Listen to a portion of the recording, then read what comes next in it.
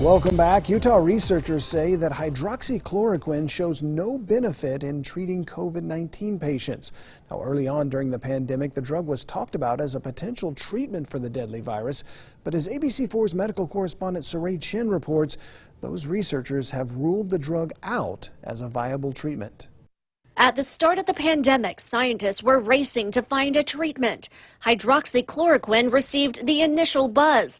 Doctors hoped it would be the answer. I think there was this mixed sense of like, oh, this would be amazing if it worked.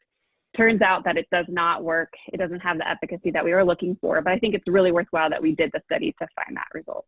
Researchers, including here at Intermountain Healthcare, put the brakes on unleashing the drug to the masses after several international and local studies. The last thing we want is a dangerous medicine to sneak through the system. In a new study, researchers from Intermountain Healthcare and University of Utah Health found hydroxychloroquine provided no benefit to COVID-19 patients when compared to azithromycin or the Z-Pak, an antibiotic used to treat bacterial infections. The trial ran parallel with the National Institutes of Health trial, which Intermountain Dr. Samuel Brown co-chaired. That study compared hydroxychloroquine with a placebo.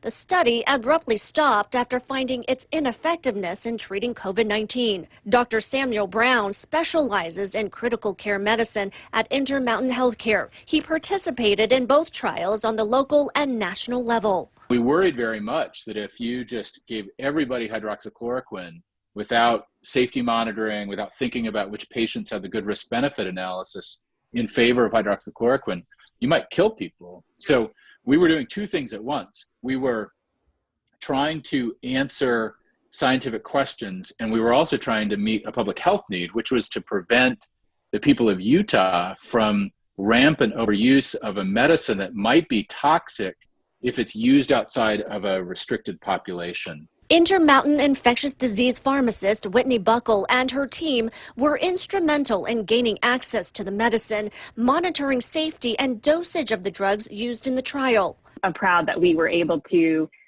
although we didn't see efficacy, we also didn't see any safety concerns, and I think that's because we were heavily involved.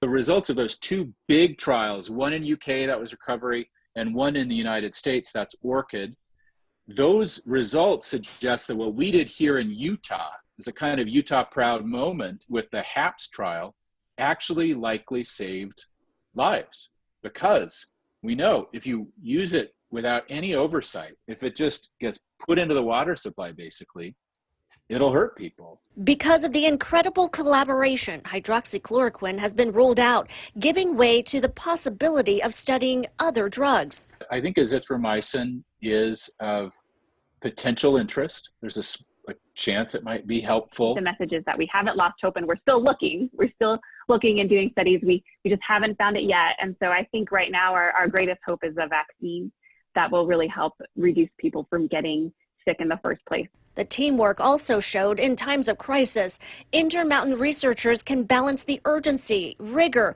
and find creative ways to conduct life-saving research. On the science side and on the answering questions in a rigorous way side is really doing fantastically well. I'm really proud to be a Utahn in that respect. The fact that we can't get our acts together to interrupt the cycles of transmission right now is not making me proud to be a Utahn. But we'll get there. Saray Chen, ABC4 News.